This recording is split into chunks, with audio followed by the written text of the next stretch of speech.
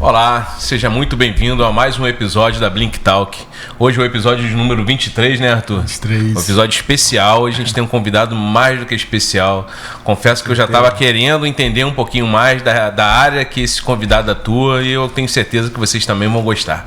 Eu me chamo Diego Pacatuba. Eu me chamo Arthur Reis. E vamos entrar aqui junto com esse convidado. Senhoras e senhores, preparem-se para uma experiência que vai além do conhecimento técnico e do intelecto tradicional. Hoje teremos a honra de receber o Dr. Djalma Pinho, uma das referências internacionais em inteligência espiritual aplicada à liderança, comportamento humano e alta performance. Com essa trajetória acadêmica sólida, atuação global e milhares de vidas impactadas ao redor do mundo, Dr. Djalma nos conduzirá a uma reflexão profunda sobre propósito, consciência e o verdadeiro potencial humano na vida pessoal e profissional. Com muito prazer eu te recebo, Dr. Djalma Pinho. Muito obrigado. Obrigado, Diego. Sim, é a primeira vez que eu estou aqui na cidade e já fui muito bem recebido, né? E tenho o privilégio de participar aqui desse talk show de vocês, então. E dizem que o capixaba não é acolhedor, né? A gente já quebrando um primeiro mito aí. É difícil até de iniciar aqui a conversa com você, porque se a gente for levantar aqui as especialidades que o senhor tem, o senhor é doutor em neurociência, o senhor é pastor, o senhor é um dos maiores líderes aí dentro desse setor. Eu vou começar tocando por um assunto que eu confesso que eu estou muito curioso em entender e me aprofundar um pouco mais, que é sobre inteligência espiritual. Como o senhor define inteligência espiritual e em que ela se difere das outras inteligências que a gente já está falando um pouco mais, que é a emocional e a racional? Legal, isso é uma pergunta muito importante para se fazer, porque ajuda a gente a desconstruir, né, um pouco da realidade da questão das inteligências. O ser humano ele é corpo, alma e espírito, e o que a ciência descobriu é que a gente tem essas três inteligências bem distintas dentro do cérebro da gente, dentro do corpo humano. Então a gente tem para o corpo a inteligência biológica, onde Deus colocou ali dentro da macromolécula DNA todas as informações.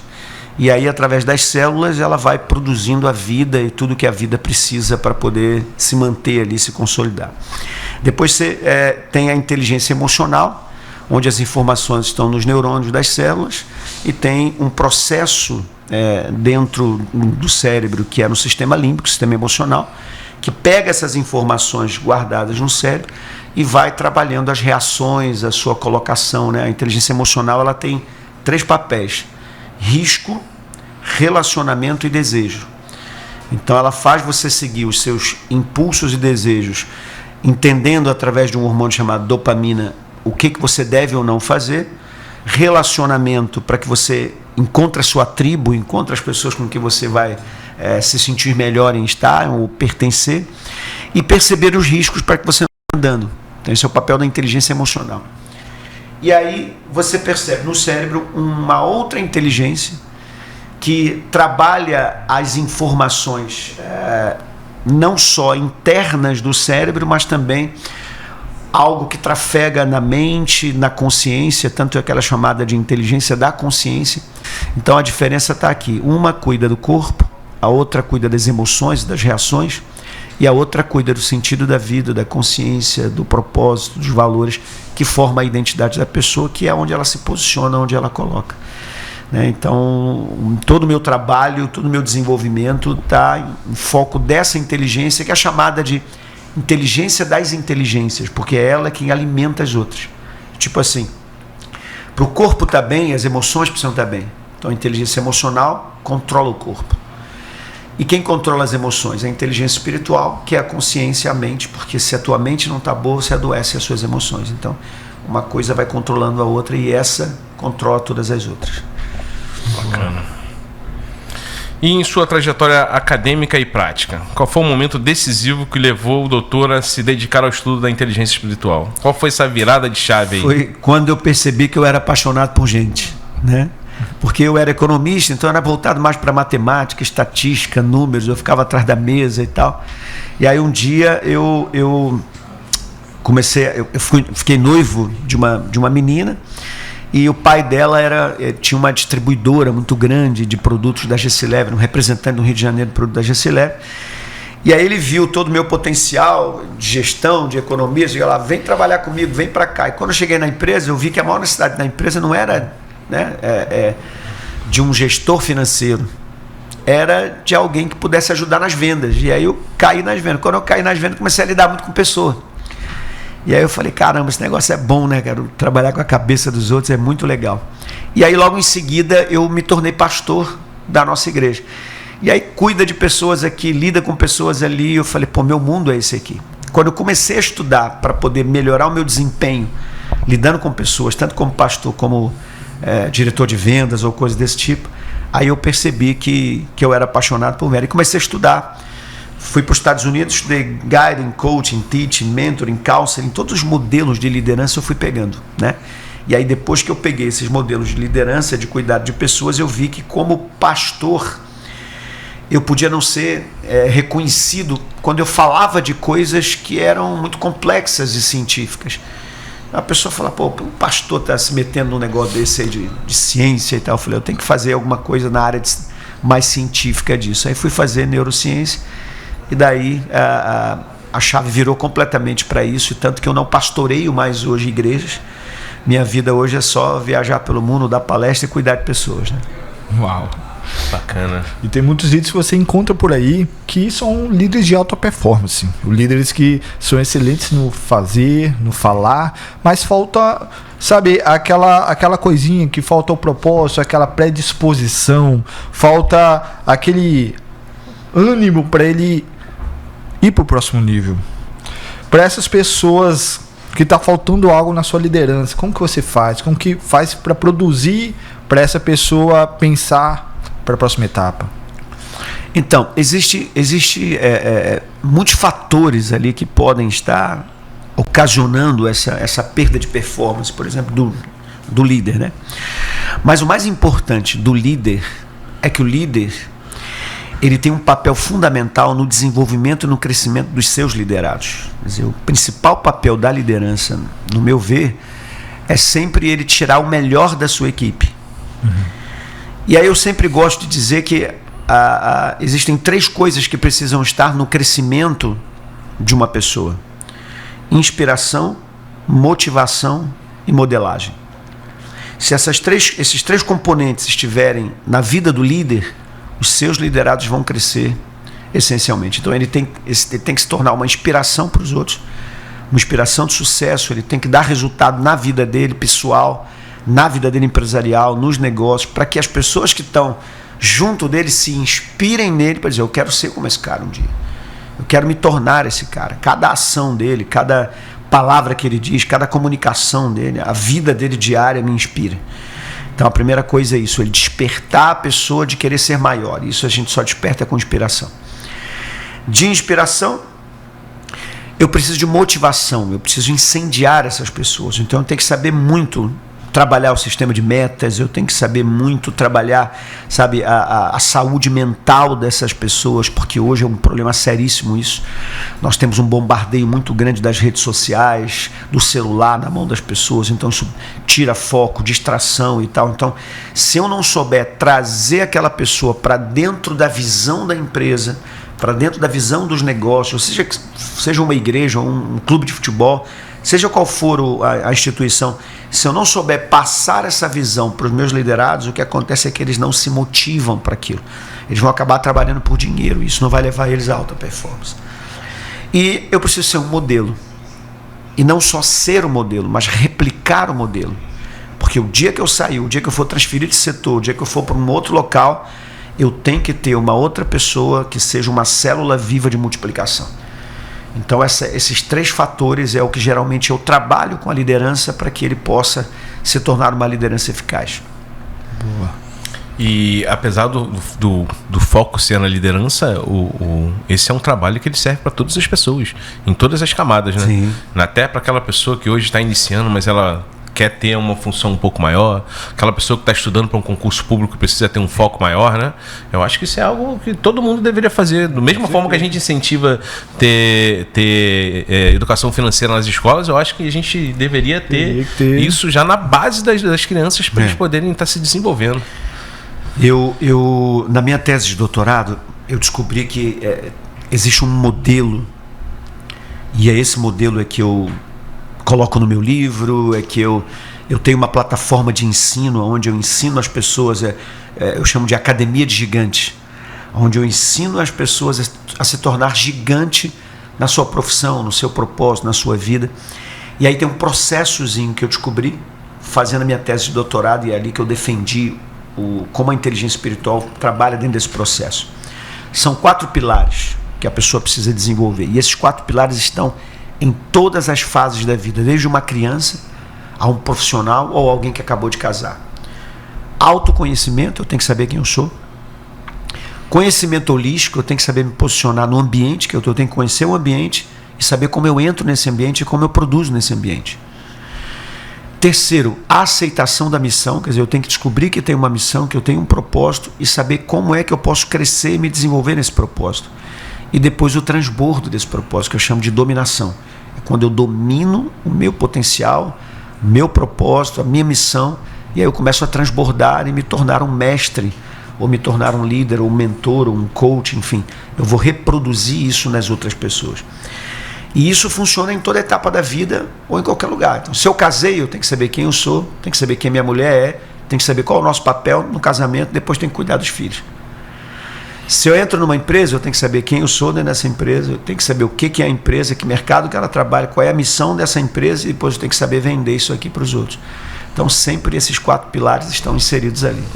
Você que está vendo esse vídeo, sentiu aí no seu coração de seguir, de ser um líder de alta performance, você quer ir para o próximo nível, segue aqui o Instagram. Então, pelo meu Instagram você vai não só me conhecer, mas lá eu dou muita informação, muita coisa legal lá. @Djalma Pinho, Djalma é demudo. @Djalma Pinho, você vai me encontrar lá. E se você quiser entrar na minha plataforma para conhecer e até se desenvolver, para se tornar um gigante aonde você trabalha ou na sua vida pessoal, é só você baixar ou no aplicativo da Apple ou no aplicativo do Google, né, o Google Play ou Apple Play. Isso. Você pode baixar lá também. Procura Djalma Pinho, você vai encontrar um desenho ali bonitinho, né, e você baixa esse aplicativo para você. Tem uma área gratuita, mas também tem a área ali que você pode adquirir esse crescimento que eu falei aqui da Academia de Gigante. Com certeza a gente já vai estar lá baixando e tá consumindo esse conteúdo. Eu confesso que a gente, terminando aqui, a gente vai bater um papo sobre isso. Eu tenho sim interesse em estar conhecendo um pouco mais, e não só isso, também desenvolvendo também alguns profissionais que a gente acredita muito no potencial deles. Eu tenho dado muitas palestras em empresas, principalmente na área de saúde mental, por causa da NR1, que saiu, que obrigou as empresas agora a cuidar da saúde mental dos seus funcionários. Então eu tenho sido muito chamado para ajudar a empresa nisso, e eu criei uma plataforma onde as empresas podem gerenciar, porque é obrigação delas agora, gerenciar a saúde mental dos seus funcionários. Essa plataforma ainda não está à venda, por isso que eu não vou falar aqui o negócio ainda, porque eu só posso começar a vender agora a partir de março, né? Então, por enquanto, é só para você saber que eu tenho já. Eu vou estar falando novidade, sobre isso. Já sai novidade. Bacana. E é uma dificuldade que a gente aqui tem quando a gente bate papo com alguns empresários, alguns líderes, porque geralmente você tem um time que você precisa manter uma alta performance, e a gente está lidando com educações diferentes, pensamentos diferentes, culturas, religiões diferentes, né? Então a gente tem que tentar equacionar isso em prol da missão da empresa, e nem sempre a gente tem o caminho. Às vezes a gente consegue, mas dando uma volta tão grande, né? Se a gente pode estar ali e buscar um atalho e algo que seja contínuo. Então, gente, não perca essa oportunidade. O Dr. Djalma não está aqui por acaso, ele está aqui para estar ajudando vocês. E eu faço até um desafio. Procura o Dr. Djalma. Se você sentir que você não teve nenhum resultado, pode me falar. Eu arco com o seu custo. Eu confio tanto no convidado que eu tenho certeza que isso não é um custo, é um investimento que você vai fazer para a vida, para a sua empresa, para os seus funcionários. Você quer ver uma coisa? As grandes empresas, como, né, Nestlé, Procter & Gamble, enfim, essas grandes empresas, mega empresas, elas descobriram que hoje investir em saúde mental de funcionário tem mais rendimento do que qualquer outro investimento que a empresa faça. Qualquer outro benefício. Mesmo o lucro do seu capital de giro, que é onde geralmente a empresa tem mais lucro, no capital de giro, não é na aplicação financeira que ela faz, não chega a um ROI de 1.2, 1.3, você não consegue multiplicar a sua renda em 30%, em 20%, mas quando ela vem para a saúde mental, todo o dinheiro que ela coloca em saúde mental rende de 4 a 10 vezes o valor que elas colocaram nisso. Porque o maior custo da empresa hoje é absenteísmo e presenteísmo. Absenteísmo são aqueles funcionários que faltam porque ficou doente. E hoje já está passando o primeiro colocado a saúde mental. Então as pessoas ficam em casa por causa de saúde mental. Estresse, burnout, ansiedade, deixa o pessoal em casa. Agora tem um pior. Porque se eu tenho um custo que hoje é em torno de 10% da folha de pagamento com a pessoa em casa, o meu custo é de 20% da folha de pagamento do cara trabalhando com a cabeça longe. Que a gente chama de presenteísmo. O cara está dentro da empresa, mas ele está sem foco, ele está para baixo, ele está angustiado, ele está em crise, ele está com burnout, ele está com personalidade dúbia, enfim. Qualquer problema emocional tira o cara de produzir o que ele poderia produzir. O custo disso é 20% da folha de pagamento. Ou seja, 30% da folha de pagamento hoje é problema de saúde mental. E aí, se o cara quer ganhar dinheiro mesmo, o que ele vai fazer? Ele vai pegar uma verba dele, aí, lógico que tem um limite a isso, e vai investir nos seus funcionários para a saúde mental dele. O resultado que ele vai ter é muito melhor do que qualquer outro resultado que ele possa investir. Concordo. De gerar performance no de cada um, né? Gerar Exatamente. Performance ali, a pessoa Produtividade. Produtividade que demoraria 3 funcionários e um só está produzindo. Exatamente. É isso aí. Quando a gente comunicou aqui que o senhor estaria vindo para cá, a gente teve uma pergunta aqui um pouco mais técnica, né, do Pedro Amâncio.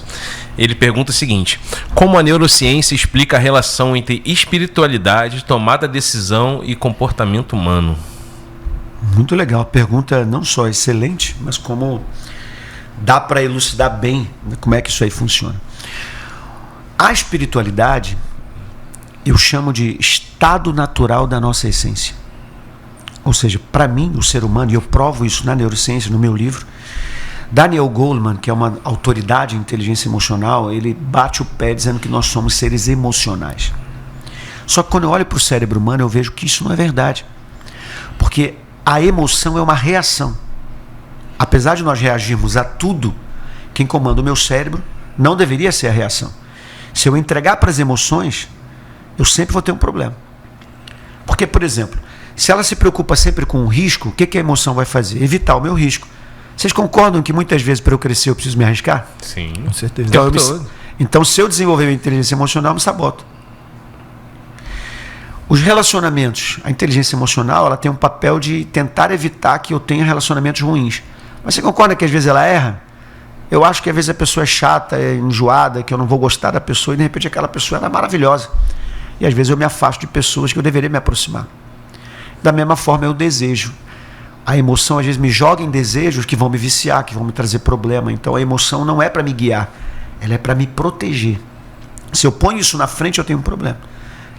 Qual é a ligação da espiritualidade com o comportamento humano, com tudo? É que a inteligência espiritual é quem tem que liderar o processo cognitivo.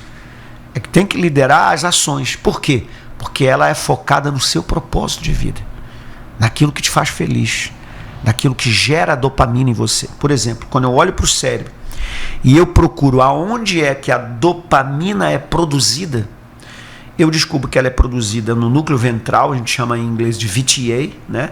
Ventral Tegmental Area, ou área, né, do núcleo ventral. E essa produtividade da dopamina, da felicidade, ela é enviada para o striatum. O que é o striatum? É um lugar do cérebro que regula e equilibra razão e emoção.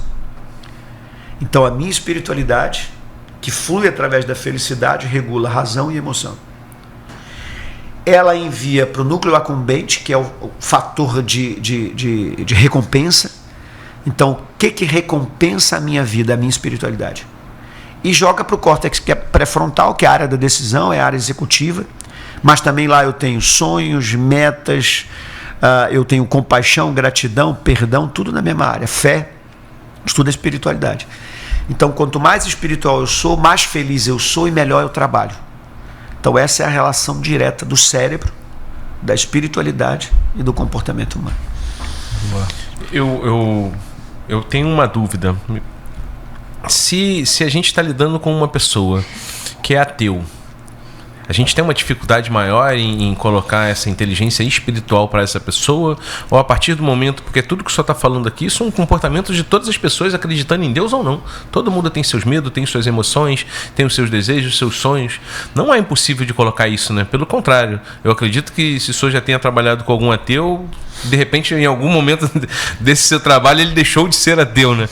Como é que foi essa... Você já passou por uma experiência assim? Como é que foi essa situação? Eu acho que, na maioria das palestras que eu dei pelo mundo, pelo menos um ateu na palestra virou o modo de pensar.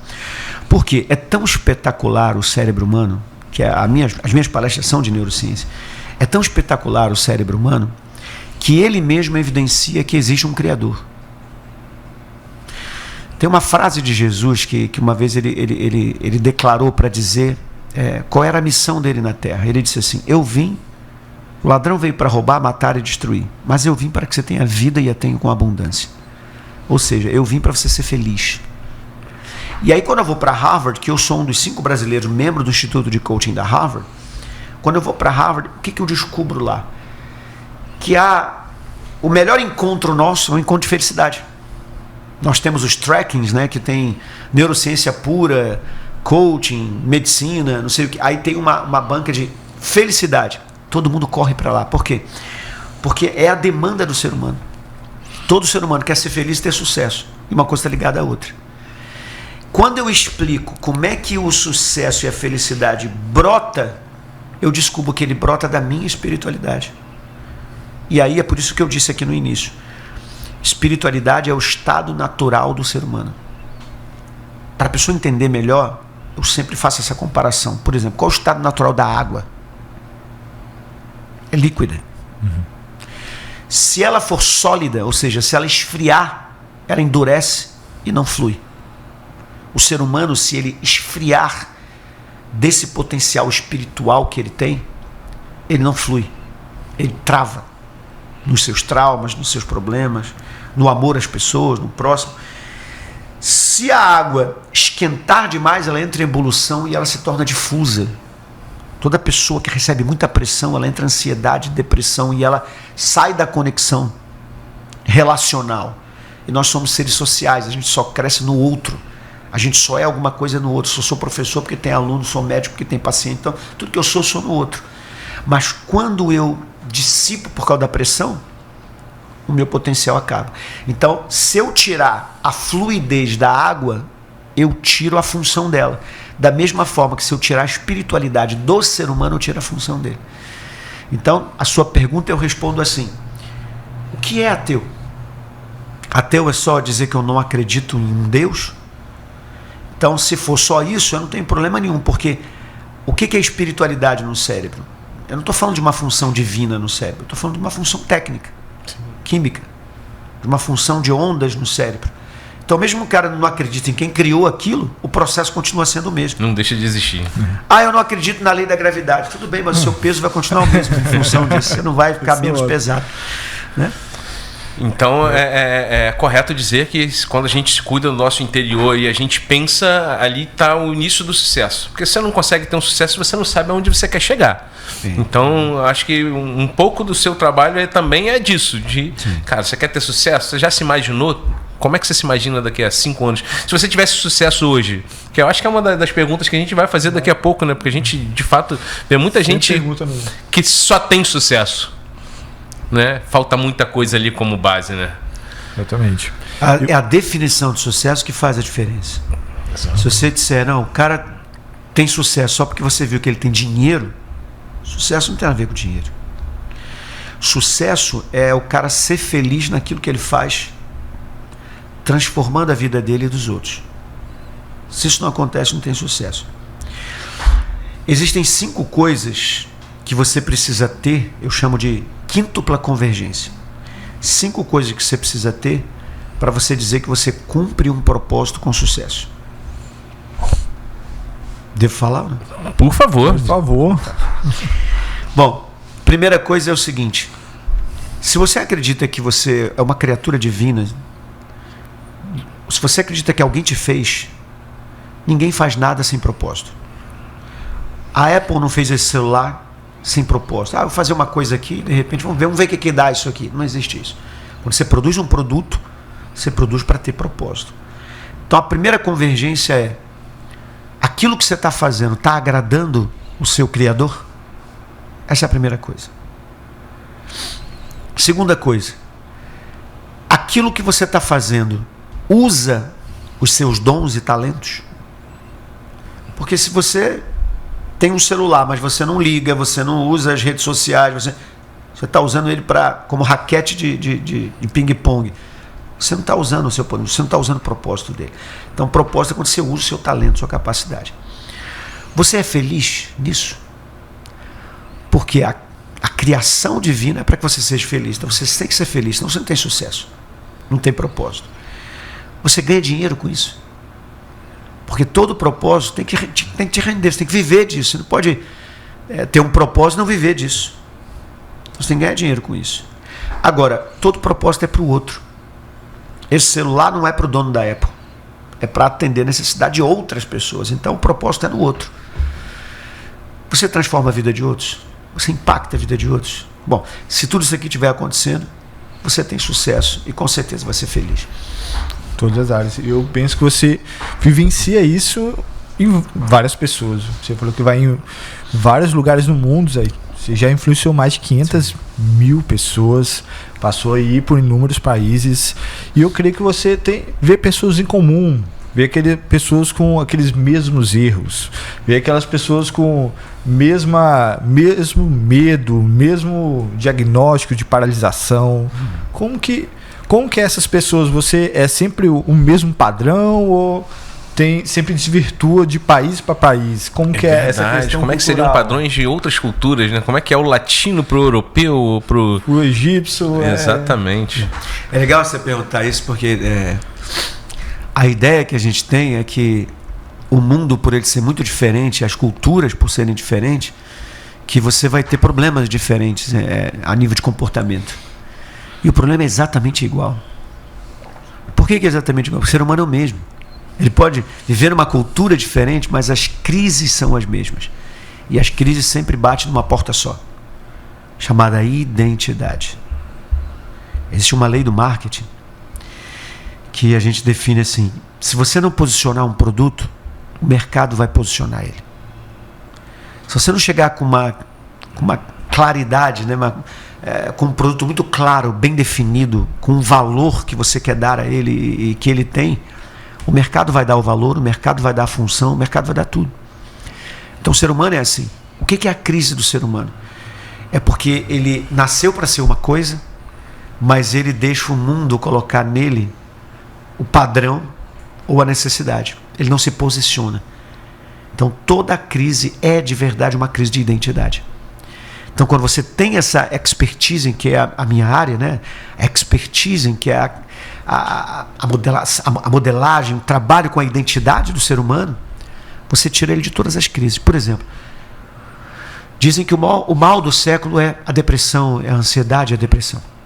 Se você perguntar a um psiquiatra, ele vai dizer para você que depressão é a desconstrução da identidade.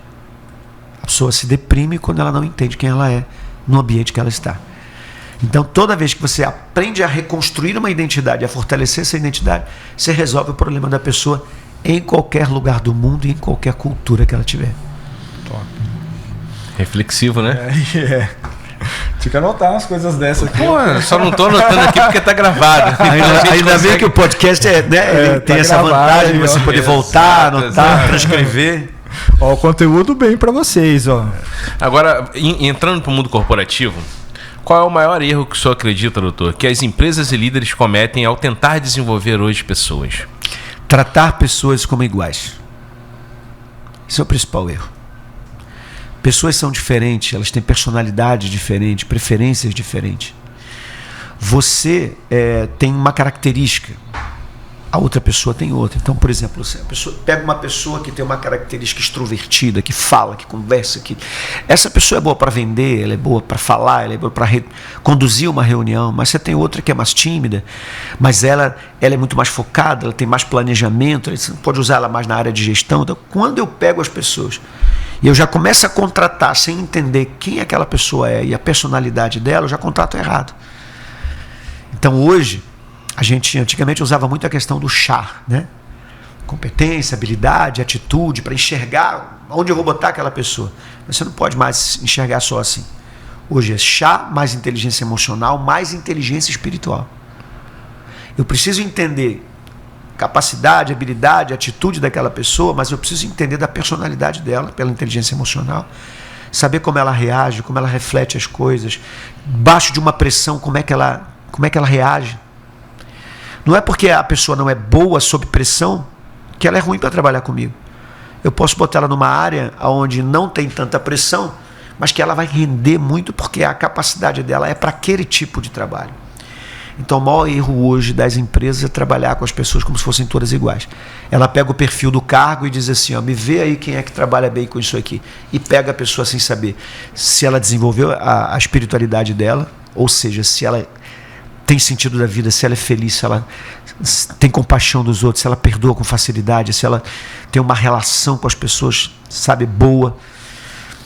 A emoção dela, como é que ela reage, de que jeito ela reage. Ou então achar que porque deu certo com uma pessoa, aquele método vai dar certo com outra, né? Com outra pessoa. Então, quando você entende de pessoas, você trabalha a personalidade das pessoas, você tira o melhor dela no ambiente que ela melhor pode ser utilizada. E eu observo que esse século que a gente está vivendo é um século onde tem mais pessoas problemáticas. Não sei se é por causa da modernização, de muita informação, bombardeamento de informação, mas o que a gente vê é que a gente contrata algumas pessoas e tem algumas pessoas que a gente contratou e são pessoas que precisam lá passar por um processo de melhoria ali na mente, como abordar pessoas, como se produzir, né, se postar, né, eu acho que hoje em dia tem mais pessoas machucadas emocionalmente. Parece que hoje elas estão, exatamente, elas não que a gente, nas gerações anteriores, nossos pais, nossos avós não tivessem problemas, mas eu acho que não tinha tanta distração, meio que se focava no que precisava ser feito e o problema ficava um pouco de segundo lado, né? Você sabe que o termo mais usado no ano de 2024 foi o termo brain rot. O que é brain rot? Cérebro apodrecido. Por que esse termo foi muito usado? Porque se descobriu que o cérebro das pessoas está se tornando um cérebro adoecido. Por isso a questão da NR1 e tudo mais. Isso virou um caso de saúde pública. Por causa disso aqui. Redes sociais. Você começa a ficar focado e a maneira que se é utilizada as redes sociais para poder aqueles 3 segundos que você trabalha para poder atrair a atenção, a dopamina que você tem que gerar, enfim, você acaba viciando o cérebro da pessoa em dopamina o tempo inteiro. Então você viciou, porque a dopamina é o viciante. Cocaína, drogas, sexo, dinheiro, poder, tudo isso é descarga de dopamina. E quando você tem uma pessoa rolando aqui a tela atrás de coisas que agrade a ela, esse vício faz com que o cérebro dela não consiga ter o foco. Você está aqui, se bater um plim no teu celular, o teu cérebro vai lá e tira o foco. Então, hoje o cérebro humano perdeu completamente o foco. Por isso você tem um aumento de TDAH absurdamente. Você vê pessoas desenvolvendo autismo. Você vê pessoas com dispersão, sem foco de verdade. A pessoa não consegue se concentrar. Você não faz uma reunião mais de 1 hora. Não dá, você tem que fazer uma reunião de 20 minutos, 30 minutos, porque senão a pessoa sai da sala. Ela não aguenta, ela não consegue te ouvir. Então, o cérebro passou a estar acelerado, pensamento acelerado, tudo acelerado. E a gente sabe que a gente precisa de tempo para se adaptar a isso. Então, nós vamos ter uma geração, e já começou essa geração, de pessoas adoecidas, que vão adoecer e vão começar a se adaptar a isso, para que a gente tenha, daqui a 1 ou 2 gerações, pessoas nascendo mais saudáveis. Porque nós estamos numa fase de adaptação a isso daqui. E não tem volta. Não tem aquela coisa de, não dá celular para o seu filho não, porque ele vai ser uma pessoa saudável. Não, ele vai ser um idiota, se você tirar o celular dele. Então não tem jeito. Você tem que dar o celular e Moderar, esperar né? que o cérebro daquela pessoa se torne um cérebro mais rápido, mais dinâmico e mais adaptado a tudo isso. A depressão e as crises é porque o cérebro está tentando se adaptar. E só as futuras gerações que vão se adaptar a isso. E eu não sei quais são os desafios das outras gerações, mas esse agora está sendo isso. Verdade. A gente está chegando já quase no final, uma pena, né?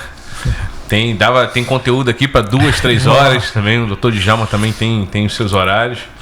Mas antes da gente fazer a pergunta final, eu queria que o senhor dissesse pra gente, para essa pessoa que está assistindo aqui e hoje está passando por um problema pessoal, ou ela tem algum tipo de depressão, qual seria um conselho? O que você diria para essa pessoa que está nos assistindo hoje?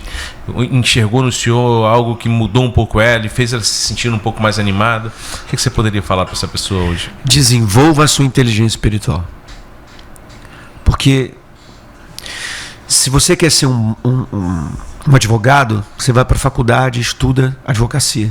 Né? Se você quer ser um economista, você vai para a faculdade e estuda economia. Nós somos espirituais, a nossa essência é espiritual, mas a pessoa ela não desenvolve isso. Ela desenvolve tudo na vida, menos o que ela é de fato, que é a essência dela. Quando você aprende a desenvolver isso, o que você vai descobrir desenvolvendo isso? Você vai descobrir como você desenvolver a sua mente para aquilo que você é.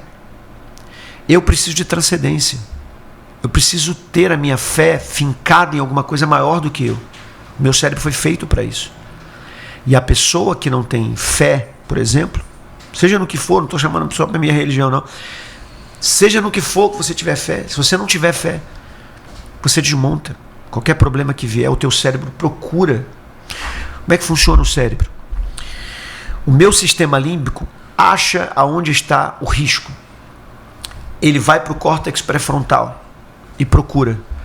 O que eu tenho aí que pode me dar solução para esse problema? Aí eu tenho o ACC, que é o Anterior Cingulate Cortex, que é uma área do cérebro que funciona como se fosse um mutador, né? E ele diz assim, olha, eu não tenho nada aqui para resolver esse problema. Então ele te joga para o hábito, e o hábito geralmente tem um trauma. Agora, se ele encontrar a espiritualidade, se ele encontrar a fé, se ele encontrar algo em que ele possa confiar, ele então traz aquele cérebro para calma e tranquilidade de saber que tem jeito e tem solução para isso.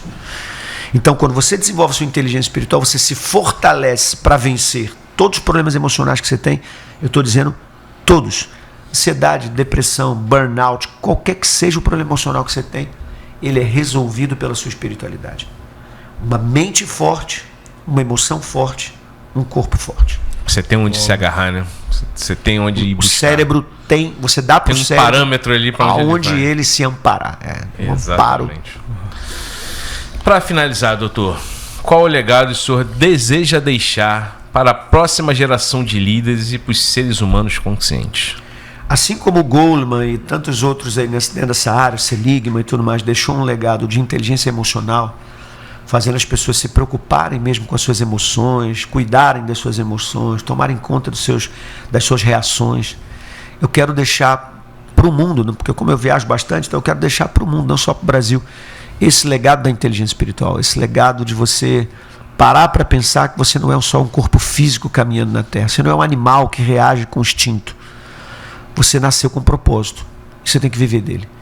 E se você aprender a viver com esse propósito, desenvolvendo aquela capacidade que você tem dentro de si para viver essa transcendência, você vai ser uma pessoa muito mais feliz, muito mais completa, uma vida cheia de sentido, né? E aí dinheiro, qualquer outra coisa que você possa conquistar é tudo secundário. A tua felicidade não está baseada nisso. Consequência, né? Consequência. Doutor, obrigado pela aula que o senhor deu aqui hoje. Certeza. Gratidão. Eu posso te dizer que eu saí daqui uma pessoa muito melhor do que entrei. Bom, gostaria muito que a gente pudesse estar aqui num ao vivo de 2, 3 horas, mas eu tenho certeza o convite já está feito para a gente voltar numa outra hora. Arruma um espaçozinho na agenda. eu vou voltar em março aqui, Março. em Serra, né? A gente vai ter um encontro aqui em Serra em março. Quem sabe a gente já pode agendar um ao vivo aí. Perfeito. E anunciando o pessoal. Perfeito. Com certeza. E aí o pessoal pode mandar pergunta. Pode perguntar o que quiser dentro dessa área. Então a gente tem Aí, 2 meses para fazer algumas perguntas e vai ter bastante coisa. Eu tenho certeza também que até lá algumas pessoas serão impactadas, inclusive de repente até mesmo aqui dentro da empresa. Doutor, muito obrigado, tá, pelo seu tempo, pela sua disponibilidade. A gente sabe o quanto o senhor é ocupado e o quanto esse tempo para o senhor faz diferença, mas eu posso dizer que isso valeu muito a pena. Dos convidados que a gente teve aqui, não só em relação ao conhecimento, mas assim a sua aura, a sua paz, o que o senhor transmite de calma, essa leveza que o senhor tem, parabéns. E eu desejo para o senhor que o senhor continue abençoando cada vez mais pessoas, trazendo as pessoas para esse espírito um pouco melhor, né? Possa estar trazendo a sua identidade, que essas pessoas possam estar se autodescobrindo, né? Então, eu começo já o ano de 2026 feliz, bem, porque a gente possa ter convidados cada vez melhores assim. Para você que está assistindo a gente até aqui, nosso muito obrigado. Esse é o episódio número 23, tá? E a última apresentação para vocês aqui, a gente não pode deixar de falar sobre a Amarílis, né? A Amarílis é o nosso primeiro patrocinador que dá uma força pra gente aqui. A Amarílis é uma loja de roupa feminina de alfaiataria. Ela tem o seu site online, tá aqui embaixo, tá? É só colocar Use Amarílis, está nas redes sociais, você também consegue comprar lá, entregar em todo o Brasil. Então, Amarílis, obrigado pelo nosso carinho. Eu posso dizer para vocês que já no próximo episódio a gente tem aí um novo patrocinador. Então, no episódio 24 a gente já vai estar anunciando para vocês. Obrigado para quem ficou até aqui, para quem nos acompanha. Não deixa de seguir Dr. Djalma Pinho. As redes sociais dele vai estar aqui embaixo. É o melhor presente que eu posso te dar em 2026. Beijão, fica com Deus. Um abraço.